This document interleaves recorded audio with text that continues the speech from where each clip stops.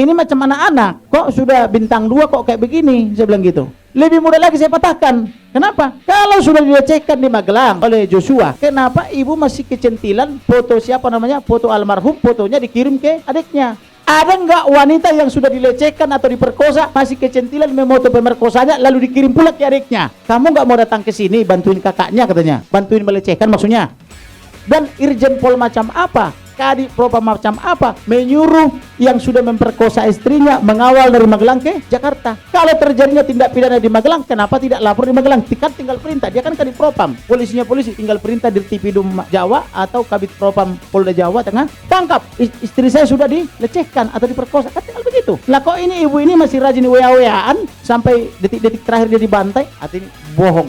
Jadi pembohong tidak boleh dipercaya.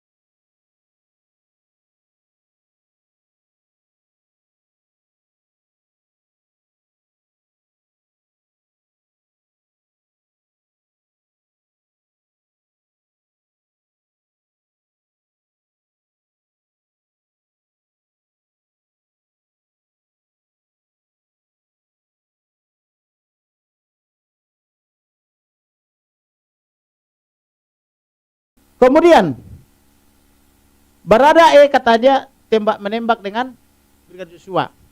Lalu saya bilang, apakah Polri sudah punya peluru yang bisa U-turn atau mutar balik? Setahu saya peluru itu hanya di Israel ada. Di Israel memang sudah ada. Jadi ditembak dari depan, kalau nggak kena dia mutar balik dia, kayak rudal gitu. Apakah Polri sudah punya? Saya bilang gitu. Karena saya bikin dalil itu padahal cuma pancingan. Langsung diajari Baradae, iya. Setelah dia lumpuh, sudah berjongkok dia, saya tembak lagi untuk memastikan mati katanya. Itulah membuat dia menjadi langsung tersangka. Saya bilang ini kejahatan, sudah lumpuh kok masih ditembak sampai mati, berarti jahat. Ada evil mind saya bilang. Jadikan tersangka.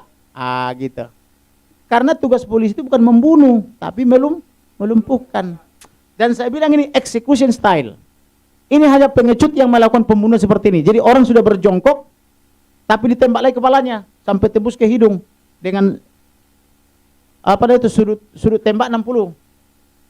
Kalau dia menembak dari atas nggak mungkin kena di belakang. Kalau kena di belakang itu petak umpet saya bilang gitu. Maka akhirnya satu persatu dibukakan.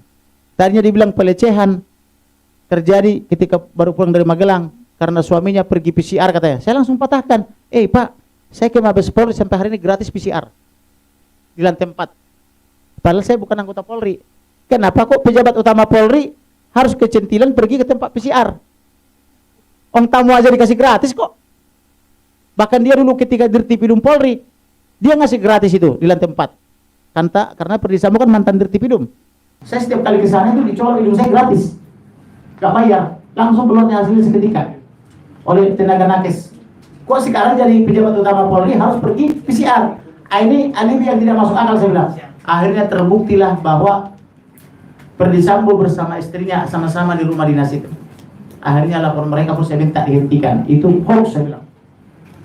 Karena dihentikan laporannya, pindah lokus delikti. Tahu kan lokus delikti? Tempat kejadian perkara. Jadi di Magelang katanya. Nggak jadi dia di Duren 3. Nggak jadi di Duren 3 pelecehannya. Pindahlah ke Magelang katanya kan gitu. Ini macam anak-anak. Kok sudah bintang 2 kok kayak begini? Saya bilang gitu. Lebih mudah lagi saya patahkan. Kenapa? Kalau sudah dilecehkan di Magelang oleh Joshua, kenapa ibu masih kecentilan foto siapa namanya, foto almarhum, fotonya dikirim ke adiknya? Kakakmu ini dek, luas sekali, multi talenta, ngerjapan aja mau, sampai bingung mau kasih gaji berapa. Ini dia lagi nyetrika baju anak-anak katanya. Ada nggak wanita yang sudah dilecehkan atau diperkosa masih kecentilan memoto pemerkosanya lalu dikirim pula ke adiknya? Dan dibilang luas sekali. Nggak ngerti apa artinya luas. Mungkin bahasa Jawa kali itu. Luas sekali katanya. Kamu nggak mau datang ke sini bantuin kakaknya katanya. Bantuin melecehkan maksudnya. Bingung kita. Itu WhatsApp-nya saya baca. Oh, makin malu mereka. Dan Irjen Pol macam apa? Kadif Propam macam apa? Menyuruh yang sudah memperkosa istrinya mengawal dari Magelang ke Jakarta. Kalau terjadinya tindak pidana di Magelang, kenapa tidak lapor di Magelang? Tinggal perintah. Dia kan Kadif Propam. Polisinya polisi. Tinggal perintah Dirtipidum Jawa atau Kabid Propam Polda Jawa Tengah. Tangkap. Istri saya sudah dilecehkan atau diperkosa. Kan tinggal begitu. Lah kok ini ibu ini masih rajin WA-WA-an? Sampai detik-detik terakhir dia dibantai. Artinya ini bohong. Jadi pembohong tidak boleh dipercaya. Di kampung saya di Tanah Batak ada yang begini. Sehali margabus matuatano dan porsea. Artinya sekali berbohong selamanya tak bisa dipercaya. Kecuali sudah sadar dan bertobat gitu. Kalau sudah sadar dipercaya dong. Tapi kalau masih berbohong terus jangan, nggak bisa dipercaya. Tetapi kenapa bisa ini bohong ini terus disebar di Polri? Karena di Polri ada 3 kelompok. Kelompok pertama tutup perkara ini sampai rapat-rapat. Itulah yang dikomandoi staf ahli Kapolri bersama Kadif Propam Polri. Jadi diciptakan hoax di ruang Kapolri oleh Alamsa dan kawan-kawan. Kelompok kedua buka seterang-terangnya. Ada juga bintang 3 yang mau mundur kalau tidak dibuka seterang-terangnya. Kelompok ketiga kambing hitamkan Berada dan Brigadir. Memang Indonesia terkenal dulu tukang kambing hitam. Mungkin karena banyak kambing hitam kali. Jadi jangan sampai kena perwira. Lalu saya katakan, kalau kejadiannya tanggal 8, kenapa baru dirilis tanggal 11? Ada apa? Kejadian Jumat dirilis Senin. Karena di hari Minggu kebobolan mereka di Sungai Bahar. Ada penambahan formalin, lalu dipoto, divideokan, dikirim ke saya. Maka saya pandu terus melalui handphone tetangga. Mereka retas handphone keluarga, saya pakai handphone tetangga 1 kilometer jaraknya. Maka komunikasi terus, lakukan ini, lakukan itu. Saya pandu terus. Mereka tidak bisa melacak dari mana yang mengajar-ngajari mereka ini melakukannya. Kemudian tanggal 11 Juli terjadi pencurian uang. Uangnya almarhum bisa pindah pula, dia sudah di kuburan. Bisa pula e-banking dari kuburan. Aneh juga kan? Nah, baru tahu saya ada e-banking bisa dikirim dari kuburan. Makin canggih perbankan di sini. Orang mati bisa transaksi duit, kirim duit pula dia. Cuman salah kirim, nggak ke saya dikirim. Dikirimnya ke tersangka. Muncul masalah. Kenapa? Karena dokter forensik mengatakan tidak ada penganiayaan. Apa mungkin Joshua dengan rela? Ini loh rekening saya, ini passwordnya, ini pinnya kalau kamu mengambil nanti tanggal 11. Apa mungkin begitu? Ini loh passwordnya handphone saya, merek Asus. Ini passwordnya handphone saya 3, 4 nomor. Apa iya begitu? Ini loh ATM-nya, ini buku rekeningnya. Ada nggak begitu? Saya jamin nggak ada. Hanya logika yang tidak makan sayur yang ada begitu. Tidak makan sayur dan buah.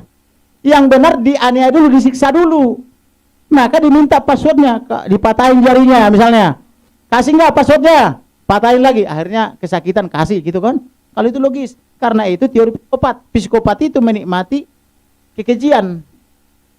Makanya beli buku, saya referensikan bukunya, judulnya Tanpa Nurani. Bahasa Inggrisnya Without Conscience. Itu karangan Robert De Haar, konsultan FBI. Itu bagus sekali. Semua ciri-ciri Ferdy Sambo ada di situ. Di dalam buku itu. Beli aja bukunya. Saya tidak bermaksud mempromosikan buku itu. Lalu kemudian dikatakan lagi bahwa ini apalagi LGBT. Jadi bikin plan A, plan B, plan C, plan C. Jadi banyak kali plannya.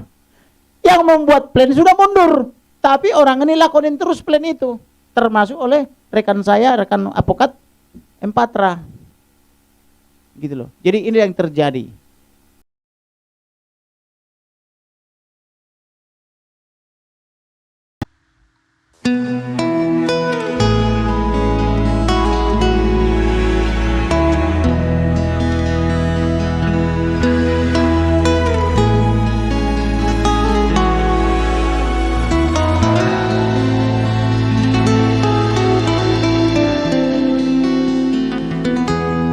Ketika matahari hanya di atas kepala, panas melelehkan. Ketika keadilan akan ditegakkan, di hari akhir zaman. Padang yang luas, tak ada naungan, tapi engkau pemimpin adil.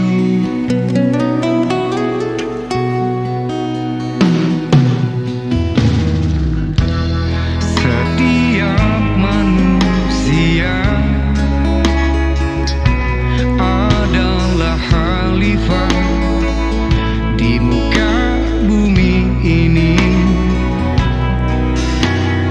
Engkau khalifah, dari khalifah kau dinaungi, kau dirahmati.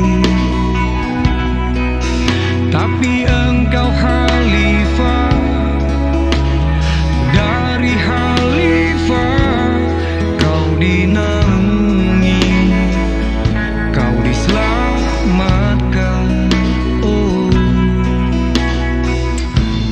dari hari pembalasan engkau bisa bawa mata air kebaikan bagi manusia. Oh, kuasamu juga bisa menenggelamkan umat manusia.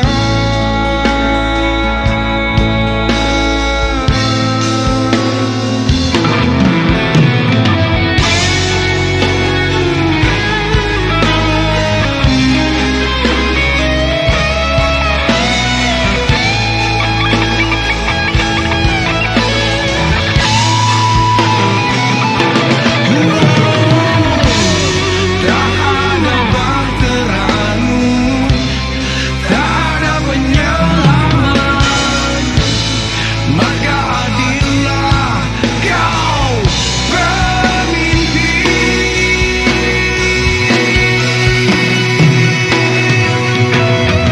Engkau khalifah, dari khalifah kau dinaungi, kau dirahmati. Tapi engkau khalifah, dari khalifah kau dinaungi, kau diselamatkan.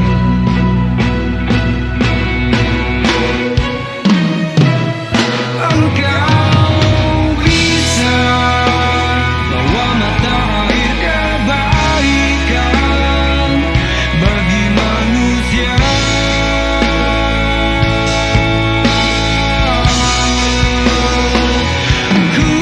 Kuasamu juga bisa menenggelamkan umat manusia.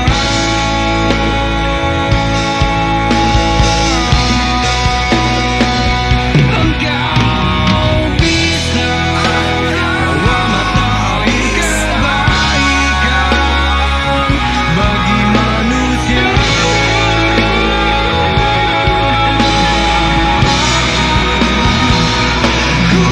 Kuasamu juga bisa menenggelamkan umat manusia.